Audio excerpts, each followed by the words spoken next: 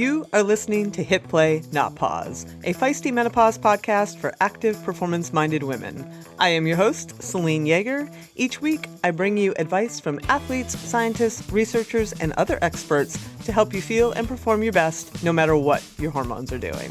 This show is a production of Feisty Media. Hello, strong, feisty women. I hope you all are well. So right off the top, I want to thank those of you who have signed up for our first annual Feisty Fest that is happening right in my backyard at the Valley Preferred Cycling Center in the beautiful Lehigh Valley, Pennsylvania. We have a stellar lineup planned, including running, swimming, lifting clinics, trail runs, bike rides, including the opportunity to try the track, which is super fun, along with seminars and educational sessions and inspiration and just fun. It's going to be a banger, so if you haven't yet, head into the show notes and sign up so we can all be together in September. Okay, so this week we are welcoming back exercise scientist Dr. Maria Luque to talk all about her new book, New Moves in Menopause, a fearless guide to a stronger, healthier, saner midlife. And as with all conversations with Maria, this one is very honest and unvarnished. We take a look at how Maria sees the fitness industry right now and how she's helping women navigate all the challenges and sort through all the stuff, and boy, there's a lot of stuff, that we are being told we should or should not do. We explore how to untangle fitness from aesthetics and body image and just bring back fun and joy to the movement in our life and build a baseline of activity that we want to do that supports adventures and quality of life and menopause-specific needs.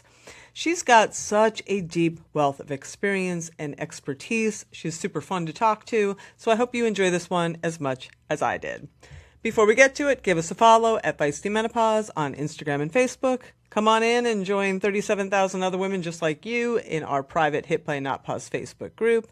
And head into the show notes and sign up for my free weekly Feisty 40 Plus newsletter with all the training, nutrition, everything, all the news you can use. The link, again, is right there in the show notes.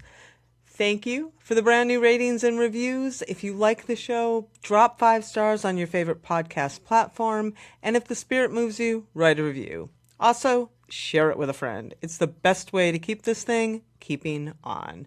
Finally, a very, very quick thanks to Previnex for their longtime support, whether you need help with sleep, joint pain, muscle building, or just daily nutrition. Previnex has you covered, and we really appreciate them. I use the products. I love them. Listeners get discounts, so check them out in the show notes as well. And with that, enough of me. Let's have a few words about our awesome sponsors and get on with the show.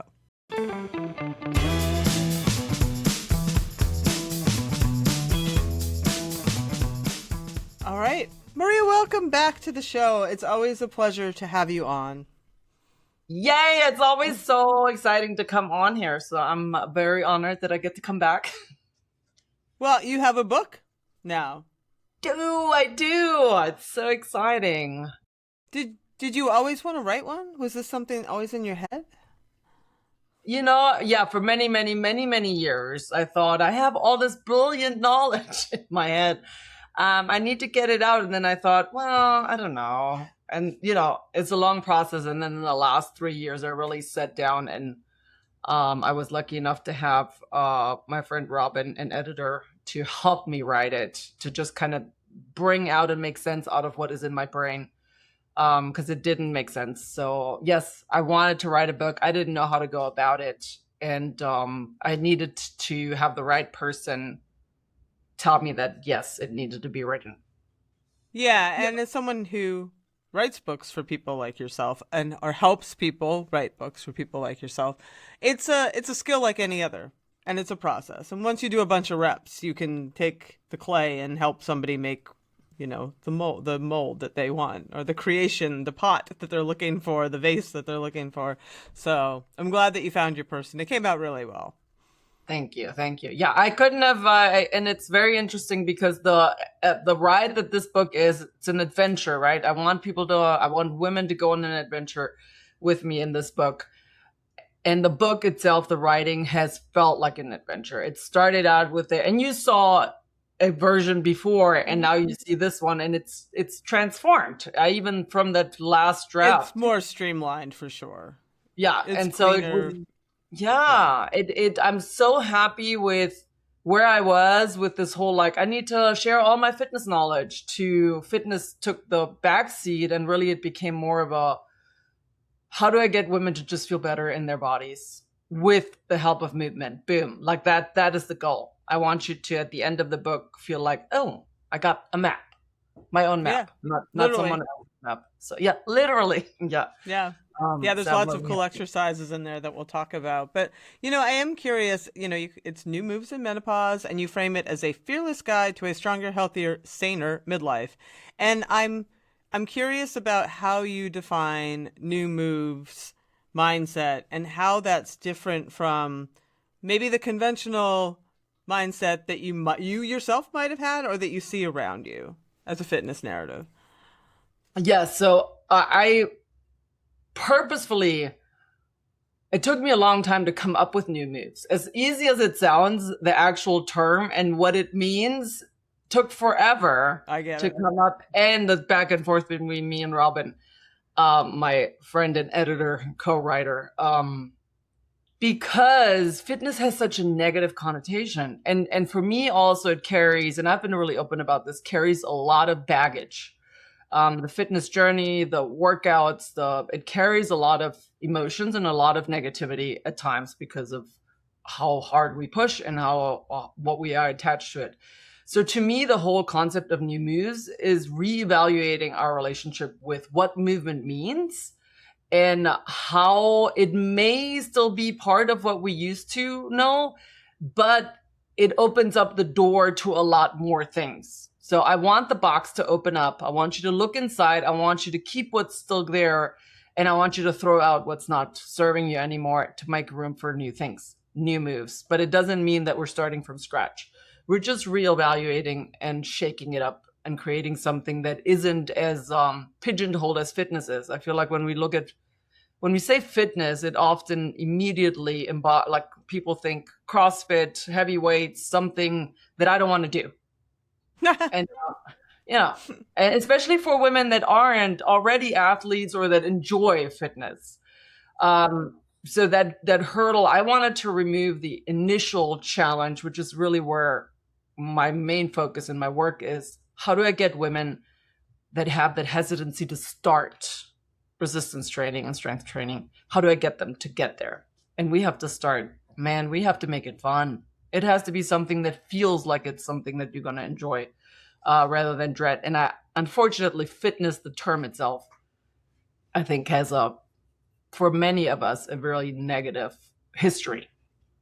Well, it's so ingrained. And this is true for even women in my audience who are motivated to be quote unquote fit, who have sports that they've always enjoyed and maybe don't really want to weight train, or just the relationship with it all is changing as their body is changing, and that is pulling the rug out from underneath their feet. They feel like that they don't have stable ground anymore. That is a big thing, because and you were part of the fitness industry too, really, really tightly linked fitness with looking a certain way, fitness with losing weight, fitness with this thing that you did on January 1st. You exercised for this aesthetic, really, largely, and all the fitness magazines were sold that way for decades. They still are. So it's really hard to disentangle those two things. They're inextricably linked for many, many people. And when you get to this place where your body's doing something that it didn't do before, even though you're doing the same stuff, it's very disorienting, right? So how, in all of that context, you talk about, like you said, you're very open about your own relationship with that.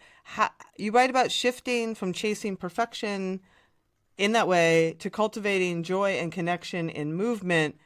For a woman who feels stuck in that fix your body culture and messaging, what were your own key turning points, and how do you help women make that shift? Mhm. Yeah, this is, I think it's a question that I've asked myself a lot. And for me, the key turning point is becoming a mother Hmm. uh, to a daughter. That I I hear think that. was critical for me to catch myself and always remind myself, would this be something that I want my daughter to grow up with? Because I know, first of all, I know how ingrained it is in women that I work with. That diet culture has started, and the thought processes, the seeds were planted usually seeing their mothers or other figure in their early life that was either talking to themselves badly or got on the scale all the time or was constantly dieting. I didn't have that extreme.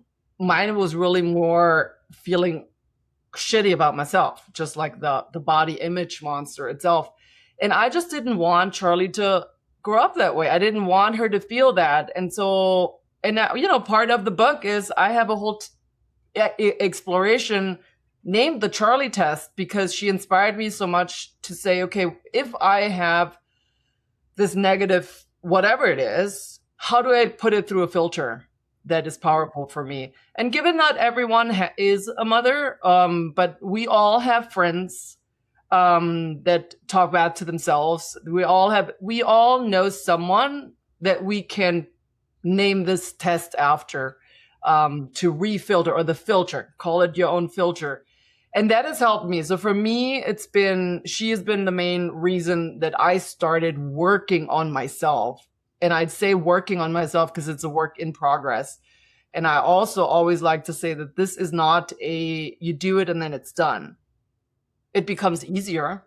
But I don't truly believe that if that monster ever got a hold of you, I don't think you ever get fully rid of it. You have to change your relationship with it. And that's another thing that I talk a lot about. How do we get women to understand that this isn't something you necessarily solve and get rid of and put away, but something that you learn to manage and be better at? Right. So it doesn't consume you as much. Yeah, I agree with that. It doesn't, I don't know anyone for whom it actually goes away, but becoming more of a background hum than a constant screaming in your head is a good goal. Yep, that neutrality, right? I talk about the value of neutrality a lot. What do we find a middle ground where it isn't always there, but we know it's there, and it comes and goes. But so I think for women, one big initial step in that right direction is to figure out a way to to look out from the outside in, which is, I rarely do that because I always want women to look inside and not out. But in this case, is what is there that maybe someone else would say to you, a friend? Can we embody this? Can we really make it stick? Because often we hear this a lot, all right? Would you say this to a friend? And we blah, blah, blah, and then we forget about it. But would we? Would we really do it? And so having a two-step process of first taking account, taking a good breath, and then reformulating what we're about to say. And then that exercise becomes easier and easier and easier.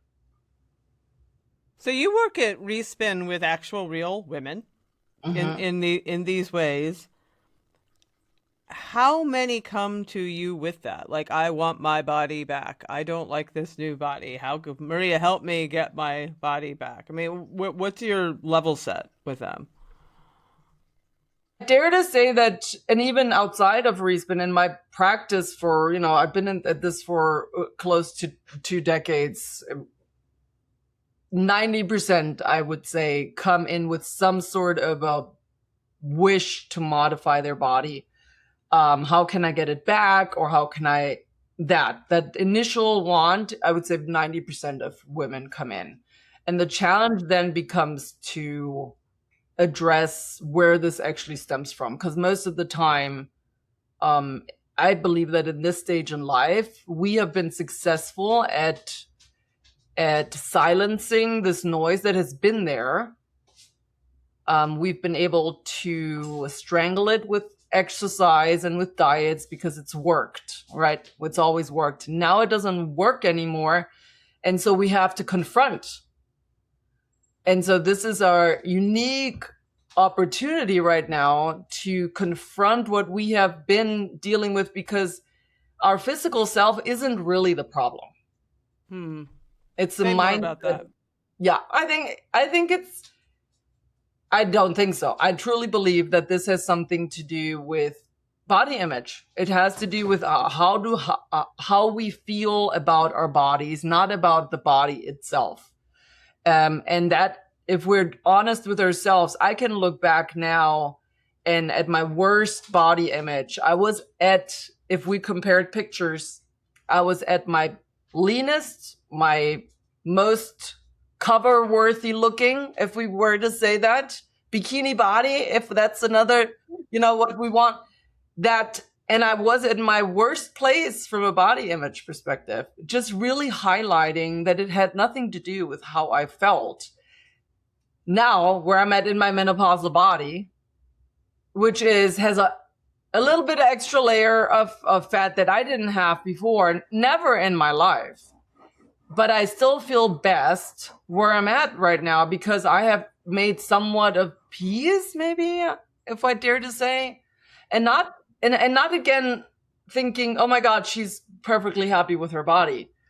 I will look at myself and say, well, this isn't really, I don't care for it, but what am I going to do about it? And so it becomes this question of like, what am I willing to do? Is there something to do? And if there isn't, then there's an acceptance that has come. And that's what I work on, or what I work with women on, to say, can we reframe that? I think that most women can probably relate to elements of that. That even when they look back at those pictures when they had all those thoughts and think, oh, it's amazing. What was I so critical about? Why was I wasting so much time? And that's how I think about it. I'm like, I don't know. When I'm 80, I'm going to look back now and be like, you were slamming. Like, just don't worry about it. It's all perspective. And as with anything else, you are thinking about it more than anybody else in your life is. Because everyone is looking at themselves. And it becomes, the thing though is that, when we grew up, and everybody that's in here now, the worst we had was magazines. And that was bad. And now it was so much worse. We have entire personalities that don't even exist, and other creations that aren't real people that we are now being compared to. And so that goes all back to me saying, if we don't do the hard work right now, we're never getting off this roller coaster. Never. So the real question is, are you ready now to get off that roller coaster? Or are you wanting to continue on this ride that is really sickening? Yeah. That's a good question. And do you feel how willing are women to hear that message when you give it to them? What makes them finally receptive to it? I think some women are not, and that's just it. But then in that case, there's not much you can do as a coach in any field, right? If someone just doesn't want to or isn't open to it, then there's not much to do.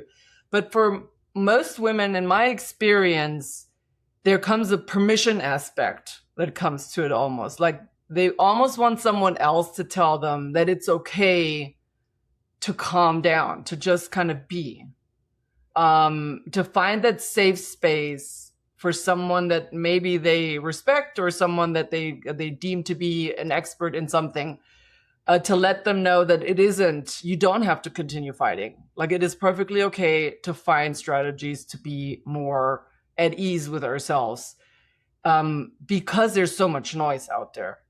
And one of the big ones, I think, is always the asking why they want to achieve that goal. And most of the time, women don't have an answer to the basic question of why. Like, why is it so important that you are, and you know, you either lose the weight or you lose the belly fat or you want to transform your body in some shape or form, whatever that looks like. Most of the time, women don't have a concrete answer that is based on something tangible. And that signals to me that it has nothing to do necessarily with the, you know, with the body fat or the physical self, and more with a mindset perspective. Yeah, and maybe even a fear of aging, a fear of that kind of change. You know, I feel like in the 6 years of doing that show, that the fear of aging really underpins a lot of what's happening. Well, yes, I agree, because aging comes with a perception of unattractiveness, with a loss of value within society, with a loss of identity for many women, because you identify with, I don't know, for everybody it's something different within their past life. And for that romanticizing of the past is always better than because we know what it is versus the future, which is uncertain. And we don't. And then we're looking also at, there's a lot of aspects now in this stage of life. There's this crux of all things happening. We're caregivers for maybe children or other, you know, and parents, and our careers and ourselves and our partners. And there's a lot of things that are going on. There's happiness and sadness and grief and all of it coming all together.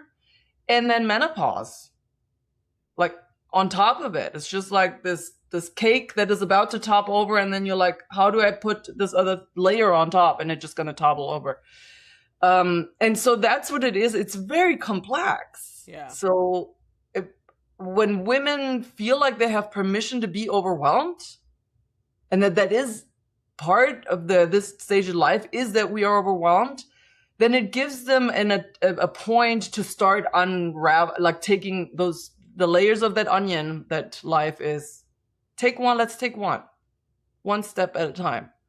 And that is, I tend to find that is the most helpful. The approach of just, okay, I know it's a shit show. How do we take one? That's it.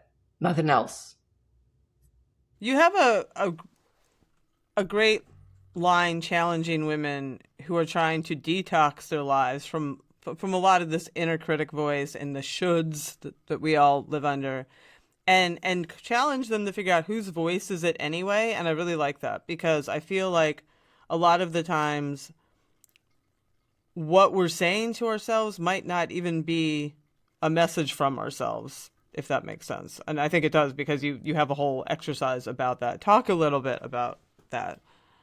Yes, it was really important for me. It is probably my favorite exercise in this book, is the shoulds one, where whose voice is it anyway? Because the noise is so loud out there that women are opting to do things that aren't really based on anything they want. It's because a friend said it, or someone they follow on a podcast that has said now that this is what we need to do. And they don't question it. They're just immediately, I need to do that.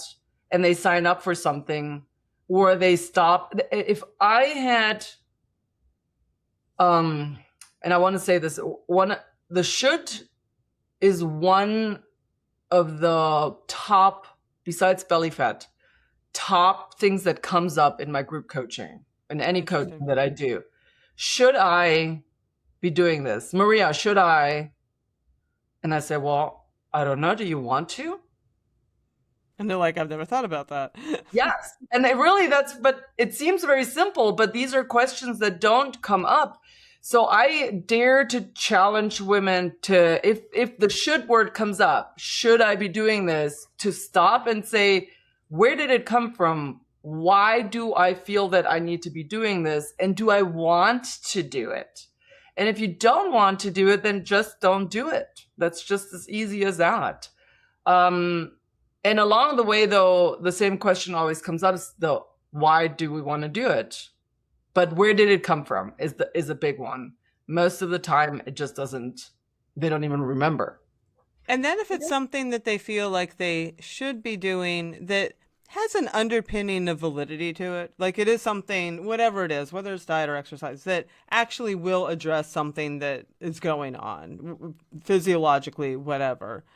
But you can tell they don't necessarily want to do the thing they're asking about if they should do it. But you do think that some variation of that is going to help. Like, how do you help them find the thing, quote unquote, they should that they want to? Do you know what I mean? Yes. Yeah. I think it goes down to the why. It always comes back to the why. Like, why do you think you should? Because even if I say, okay, if you do X, Y, Z, I know that this will probably help you with something. And you heard that HIT, let's say HIT, right? Because it's a hot one. HIT is going to be good for you. I'm never going to tell anyone that it's not good for them, because we know that it's beneficial for most everyone to do some sort of interval training.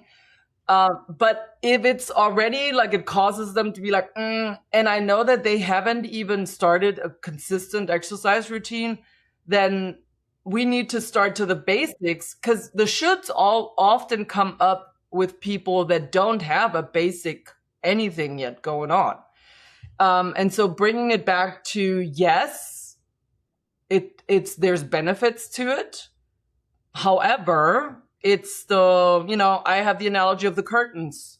If your house isn't built yet, then you don't need to worry about the curtains. And most shoulds are curtains. So the supplement that someone is asking me if they should take it, it might have some validity. It might be good. But if you haven't done any resistance training and you're not sleeping well yet, and you're not doing, your house is not, it's not built. So let's not worry about the details when we haven't built the foundation yet.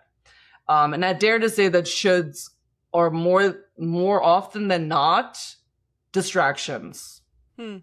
It's a squirrel that you saw, and then there's another squirrel, and you're just constantly distracted, and you're never taking the time to build that solid foundation. Well, sometimes those squirrels are shiny and sexy, though. And it sounds like... Yeah, they are. But I would rather chase the squirrel than do that boring stuff that you're telling me. Yes, the boring stuff that works. Yeah, that actually makes a difference. And that's the struggle that we have. Like, that is the uphill battle that... It's a human struggle. Yeah, but for those of us in the health and wellness industry that want to make a difference and help women make an actual change for the positive, the uphill battle is to fight the squirrels. Like, all of those constantly bopping up, because it's so shiny and it's so interesting, and it costs money. It's like peptides are way more exciting. Yes. Let's inject something. Tell me that I can do it.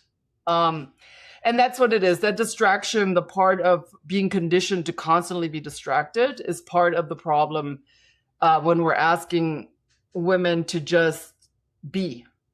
Can I just have you to sit down and be? And that's another thing why I wrote the book, because this book requires you to just sit down and just be and have some talks with yourself. And that we need more of that, where it's you and me and that's it. And maybe some other people that want to do it with you, but it's time to see who the expert is, which is you are. I can give you advice and I can give you knowledge and but I will never be as good as you are as figuring out what you want to do and what you will be consistent at. I will not be able to figure that out. Only you can do that. And anybody that tells you otherwise, I'm sorry, they're not telling you the truth. So along those lines, you have people do, which I think is very valuable. You have them do a goal audit. And I think for my audience particularly, this is a good exercise, because I had to do this many times over. I for a while, I felt like I was in what I called a speed trap. Like, as long as I could potentially get on a podium, I had to chase that podium, even if I was no longer interested, really. Do you know what I mean? And then it became sort of interlocked with my identity. Then I'm like, who am I if I'm not doing this thing? And it was a whole mess, if I'm honest, because it was sucking the joy out of doing the thing, and I didn't know what else to do because my whole career, like you can feel me. So I really did have to sit down and be like, what on earth do I really like? Why did I get into this? What did I like about it? What excites me about it now? How do I make this shift where I don't just give up on this thing that I really cycling or whatever that I like doing, but that I help evolve it. And a lot of it is just like looking at those old self goals and saying, what are my new self goals? And that's a process. Mm-hmm. Yeah, because it requires you to have a real honest look at yourself. Because goals often are, especially for people that have metrics that they've always been able to meet, or race times or something. The question then becomes: is this growth still, or is it an ego thing? Mm. Ooh, ow, that's a hard. That's an attack. Oh, there you go. I will never be invited back on this podcast. No, but it's totally fair. Yeah. I will be, I'm right there with you. It took me forever to realize that competition wasn't something I actually enjoyed anymore. It was more something that I had an identity attached to.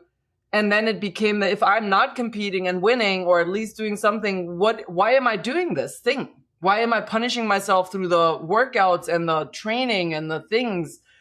Because I think it is because we're so set on the outcome of that whatever it is that you're aiming for, instead of the experience. We're so focused on achieving something, and we're no longer focused on experiencing the process.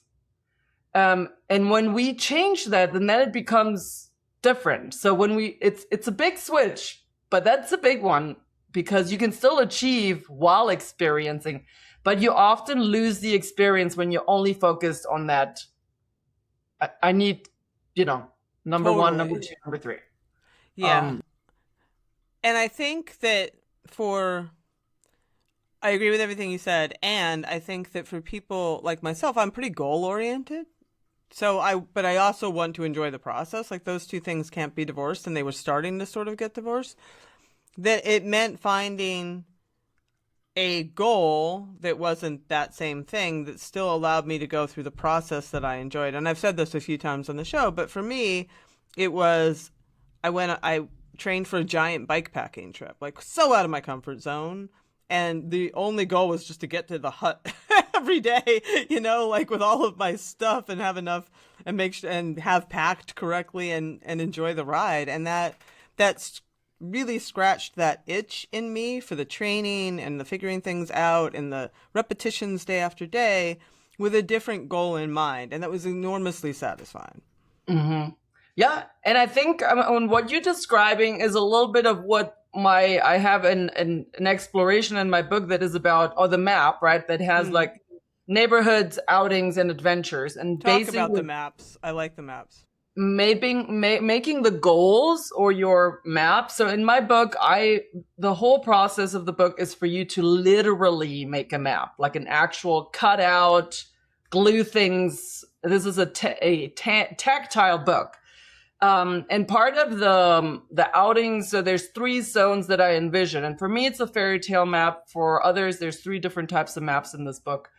But in essence, being when we're setting goals or dreams, whatever you might call them, what if they're sectioned off in 3 different big zones, such as your neighborhood, the things that you would not every day do, that either it's whatever it is that you do on a daily, weekly basis in life. Then outing something that might be in the near future that you're looking forward to doing, like a trip to wherever, and I want to be able to walk the Wall of China, whatever that is, right? And then something that's really out there, like I want to hike this huge mountain that does some. So everything's movement related, but it has a goal in mind that is attached to some sort of experience or quality of life. rather than a trophy, which trophies are great. And that if that is your goal, exactly, if that is your goal, that is great. But really attaching it to something like, wow, this is my neighborhood stuff will get me to the outings and will get me to the adventures. So almost creating a baseline of movement that is joyful that you can do every day, but that will make you get to where you want to go. Right. And so that was the overarching idea. And then in essence, I want people to just have fun figuring out what that means for each of you. For me, it meant that. Yeah, and it's funny because I think it's early on in the book you talk about being sort of a vision board person, like you used to. It reminds me like the scrapbooking element of it, of making the vision board, like the collages. Mm-hmm. Talk a little bit about how your own vision boards and maps have changed over time. You've got such an interesting history because you came from this Mediterranean style family in Germany, correct? And Yes. you were in the military, which is also different. And then you got a PhD and you did menopause fitness before anybody was talking about menopause fitness. You have your PhD. So like how has your own vision board and your own map changed in ways that the audience might go, oh yeah, like me too, over this period? Yeah, so for me, it's been, I look at my life in the past as like blocks, like what you were just saying. I have kind of like that growing up in Europe, in Germany, but my parents are Spaniards. So it was that mix. And then the military lifestyle, which was very different. And then coming here to the States and starting to do something fitness related that was very different and pretty toxic, to be honest. But all like a block. And when I started, getting my PhD and looking at the quality of life perspective of exercise through menopause versus the metric perspective of it, I had to look and see what can I take from each of those blocks and merge it into something in my approach to movement for myself now and how I live life, because each of them has value. Mm-hmm. And so I took pieces of each and made my own little thing now. So I like structure. I like a good rule book. I like that. And but I love fun and I love joy. And I've really leaned more into that.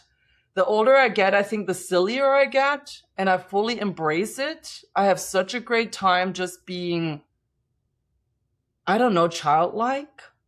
I like the childlike approach to looking at movement. And that also, my daughter has helped me with that one as well, because when we're looking at children moving, they're just having so much fun, right? But somehow it's being frowned upon as an adult to kind of have that kind of, I want to play.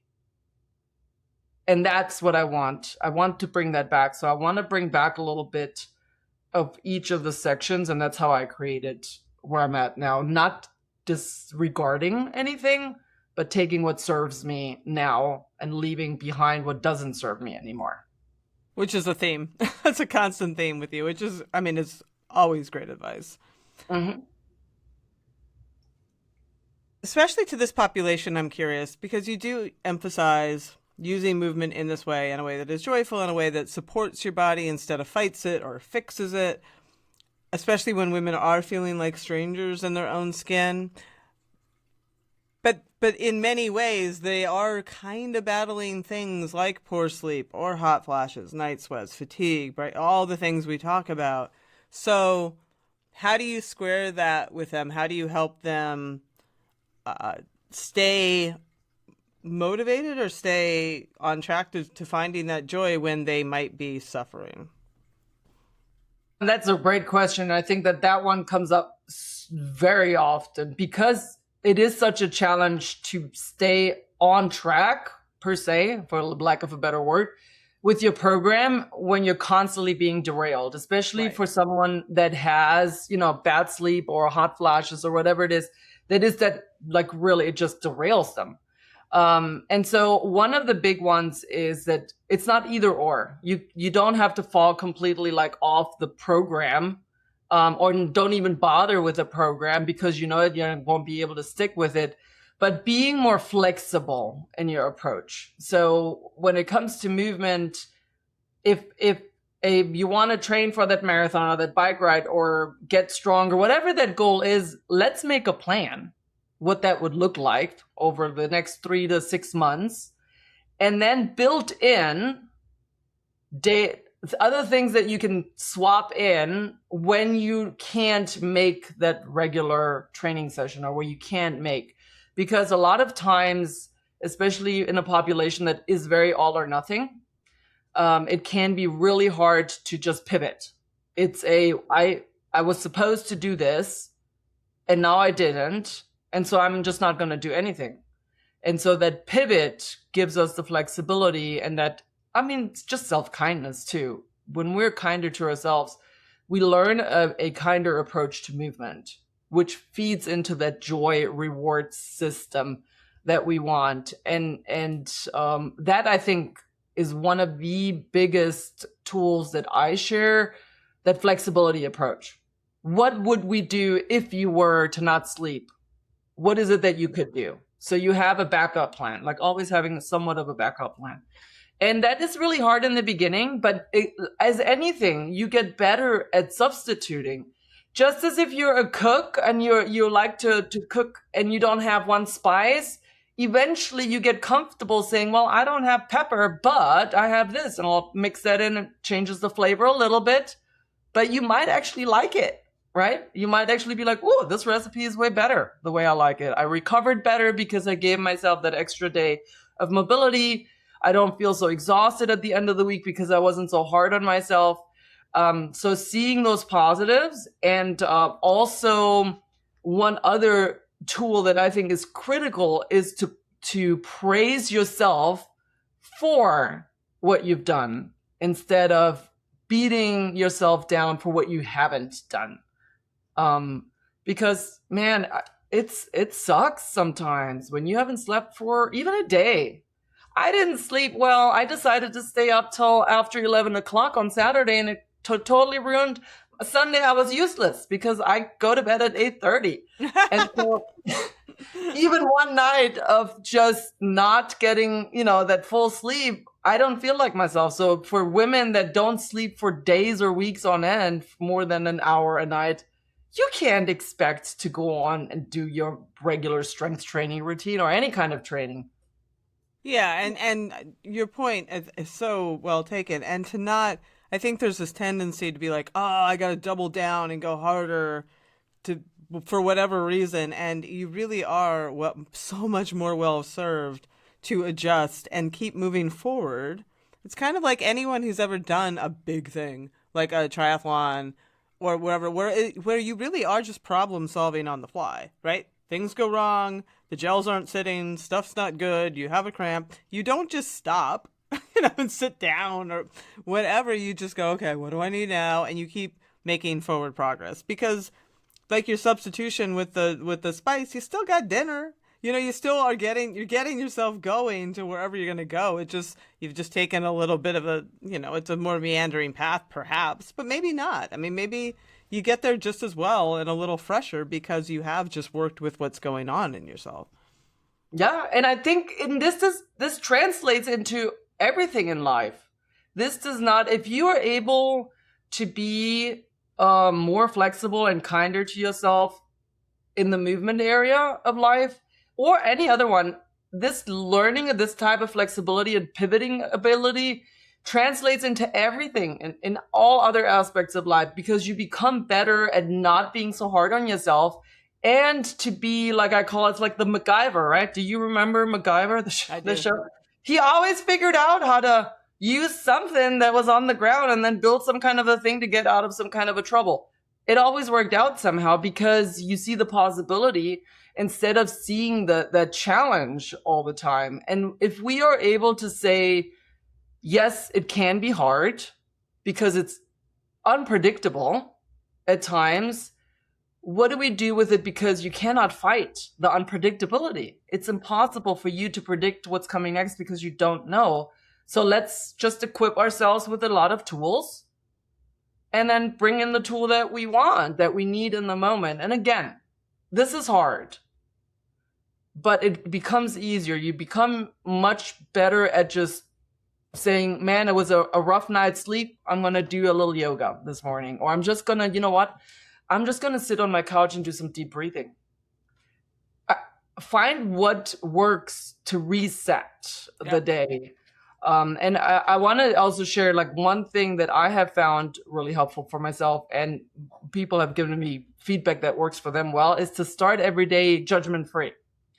And what you were saying with the doubling down, because I think when we are in that mindset that we have to somehow make up for what we didn't do yesterday, it either is, if we didn't work out yesterday, our mindset, it immediately goes to either not only doubling down on exercise, but also limiting food, because we pay for not exercising with less food. It's so ingrained in so many of us.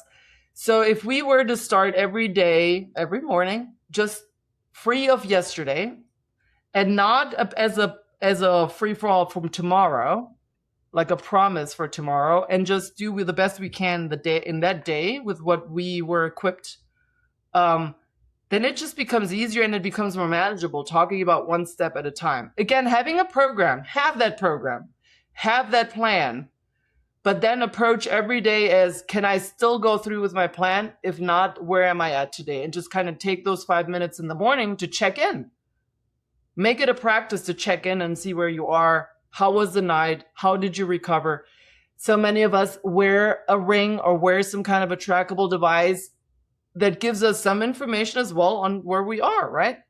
So use that information to help you be kinder to yourself. And that helps because we're taking a bite-sized chunk instead of immediately getting overwhelmed by not being able to do what we do. Amen to that. I have to ask, because it's starting to really dominate the conversation, and I'm very curious how you are weaving it into your practice. The whole GLP-1 conversation it has radically changed the landscape, even since we spoke like a year ago.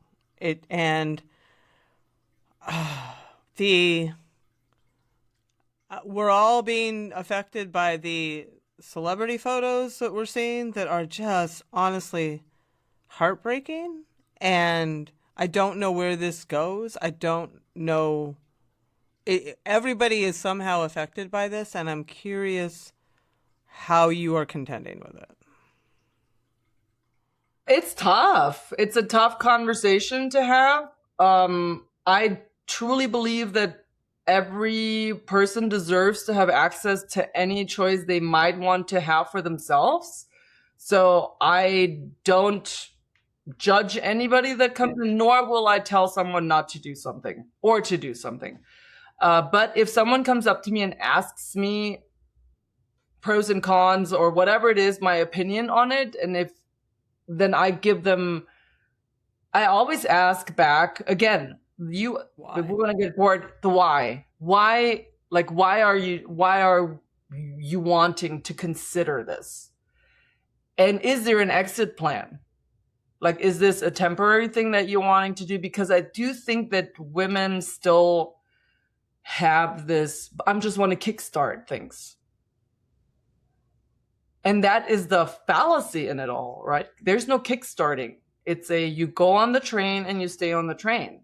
And you might modify how much you take, and you adjust it. And again, if this is what you want to do, but being well informed to say that this is something that you will have to stay on, right? I mean, that's the reality of it. And I don't know that we have enough data yet to make all the claims that are being made out there as well. And the most detrimental part that you just said, I feel like we just got slingshotted back into not only heroin chic, but like, boom, I mean, frailty. Skeletal. That is not, we know it's not healthy. There's no way that someone that is, like you said, skeletal, that's not functional. There is no muscle to support whatever's going on there. So we're looking from a health perspective. Those conversations need to be had. So I just try to empower my clients that want to either are on them or want to explore the possibility. I'm not an expert, so I will never even say anything in regard, but I will share links to data, to experts, to whatever, and also ask them to please ask that question of the why and to write out what they're expecting. Like, what does this look like? What's the ultimate goal? And when you get there, what do you do when you reach that goal? So, and also from a, we're talking financial perspective.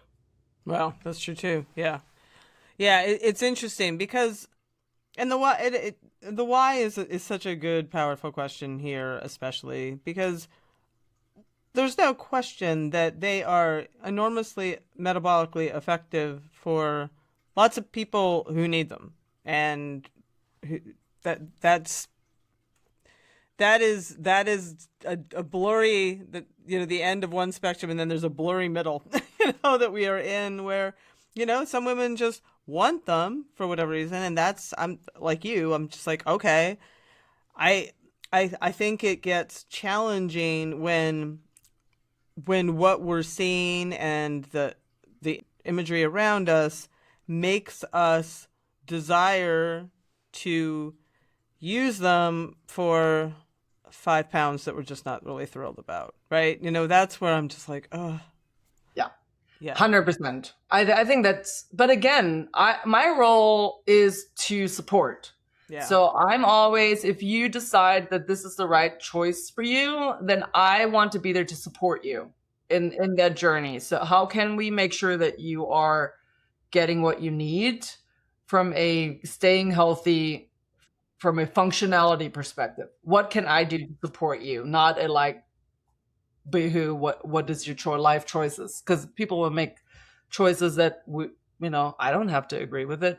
I want to always be that person that supports someone in their decision as long as I can. Not to say that I think I haven't had to make a choice where I had to say I had to step away from anybody because it just was getting dangerous. Like, that's not where I've never had to do that.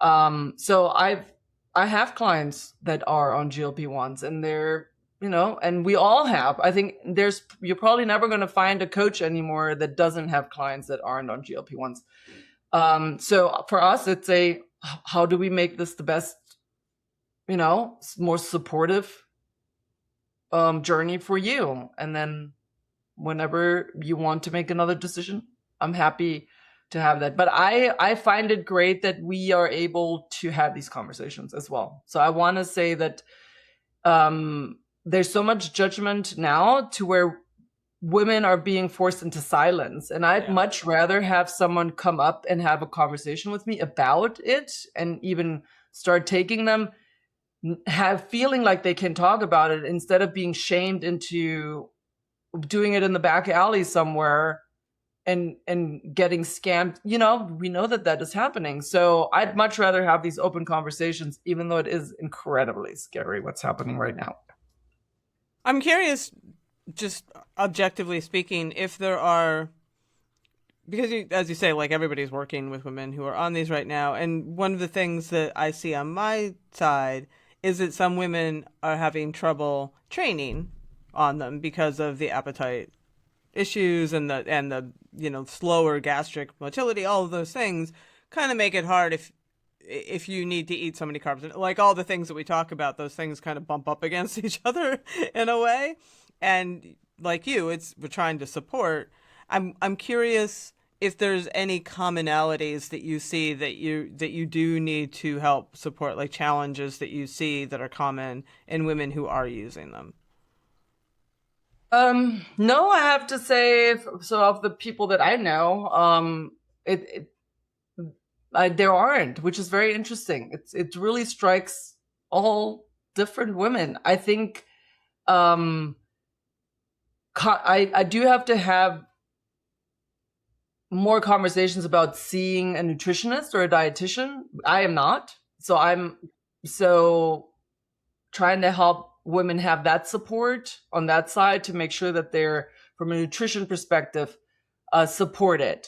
I do what I can on my side, but when I see that someone's struggling with just basic, or it's alarming to me if I hear what they're eating or what they're not eating, or when it's, to me, it sounds that it might be dangerous from a caloric perspective, then I like to give them the support to say, maybe it's a good idea to have a dietitian or even have a chef prepare your meals. You know, like these kinds of things that are, if you have the resources to have a food service of some sort, to be able to, how do we get the nutrients in that you need while being on these medications? So really having those open discussions it's very tricky. And it's such a new landscape that for all of us, I feel we're being put in impossible situations as well, because, you know, we're not medical providers. We're not.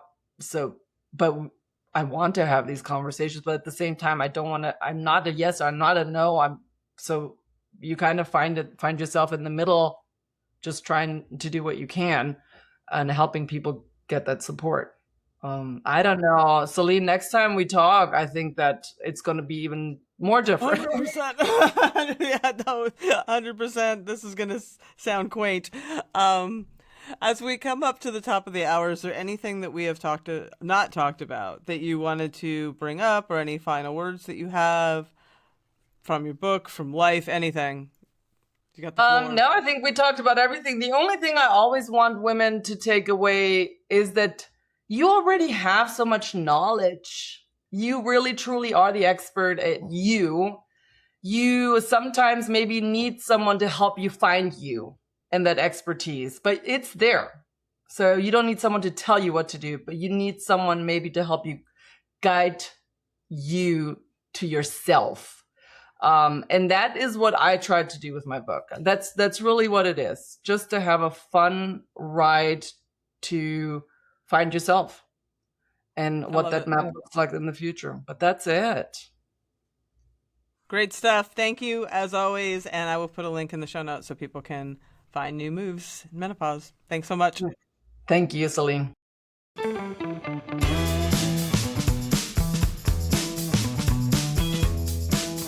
Well, that is our show. Come on back next week for a special conversation with Sarah Aranda, who wrote and starred in the award-winning film Ofrenda, about her BRCA genetic mutation and the intersectionality of athleticism, poetry, culture, and grief.